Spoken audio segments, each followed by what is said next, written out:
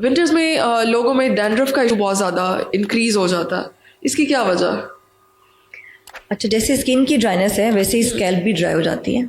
Okay. उसमें multiple factors हैं। एक तो ये कि जो डेंड्रफ है इसको हम अपनी ज़बान में पिट्रेसिस कैपिटस कहते हैं। Okay. इसमें एक तरह का फंगस होता है, वो ग्रो कर रहा होता है।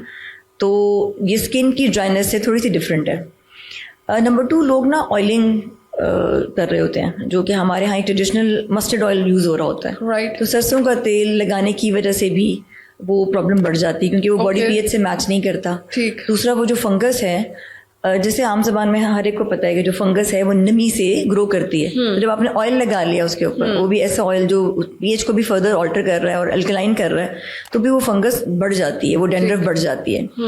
विंटर्स में एड ऑन फैक्टर ये हो जाता है कि पानी भी गर्म हो जाता है। तो गर्म पानी जो है ना, वो फ्लेक ऑफ कर रहा होता है स्किन को। तो वो गर्म पानी सर के ऊपर से जब वो फ्लेक ऑफ करेगा तो वो मजीद डैंड्रफ बढ़ जाएगी।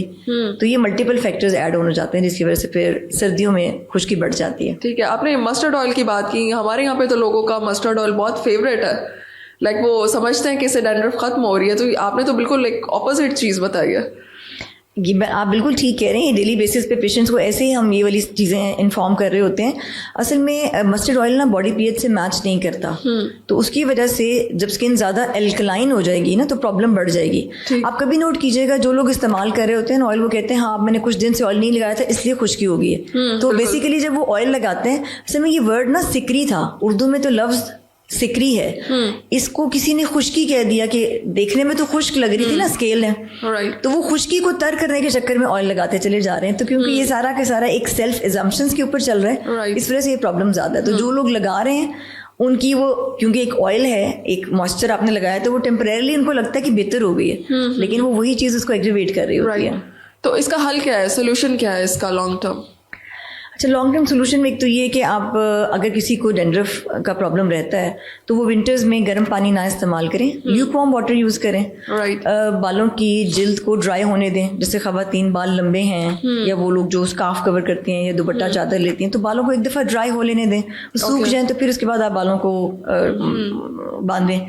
उसके अलावा जो रूटीन में आम कॉस्मेटिक कंपनीज के जो एंटी डैंड्रफ शैम्पूज मिलते हैं, वो यूज़ करने की बजाय या तो डॉक्टर से मिल लें, या आम भी कुछ मिल जाते हैं। जैसे मैं नाम ले लेती हूँ, सेल्सिन ब्लू एक आम मिलने वाला शैम्पू है। उसके अंदर अच्छे मेडिकेटेड एंटी डैंड्रफ कंपाउंड्स हैं, लेकिन इसका मतलब ये नहीं होगा कि वो फॉर लाइफ यूज़ करें। For certain period of time, हफ्ते में 2 बार वो शैम्पू यूज़ कर सकते हैं। कीटोकोनाजोल बेस्ड शैम्पूज भी कुछ मार्केट में मिल जाते हैं, जो आप जाके अगर पूछ लें तो कीटोकोनाजोल के शैम्पू आप यूज़ कर सकते हैं।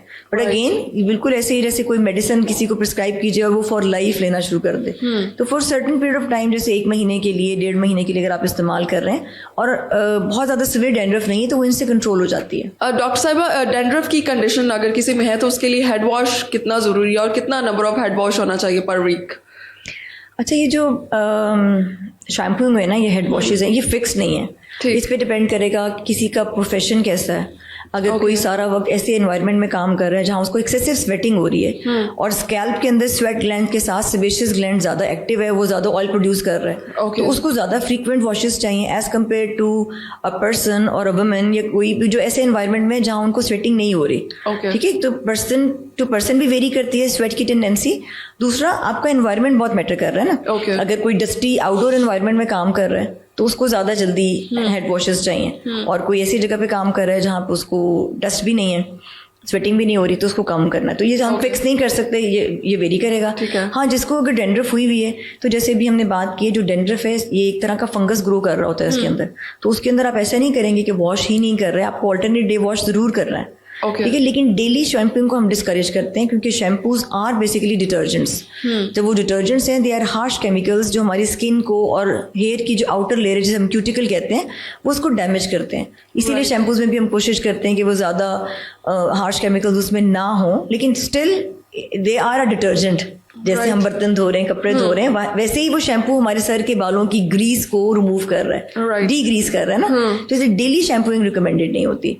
बट अगेन, अगर किसी का प्रोफेशन ऐसा है, कोई बहुत ज़्यादा देर वो बाहर पे हैं, तो फिर ना वॉश करने की सूरत में जो मसाम है स्किन की, जो जिल्द के पोर्स हैं, वो क्लॉग हो जाएंगे। तो उस सूरत में फिर उसी प्रॉपर वहाँ पे न्यूट्रिएंट नहीं पहुँचेंगे, ऑक्सीजन की डेफिशिएंसी होगी स्किन के उस लेयर में, तो फिर वहाँ पे चाहिए होगा। लेकिन generally it's not recommended to wash on daily basis. Right, okay, बहुत शुक्रिया।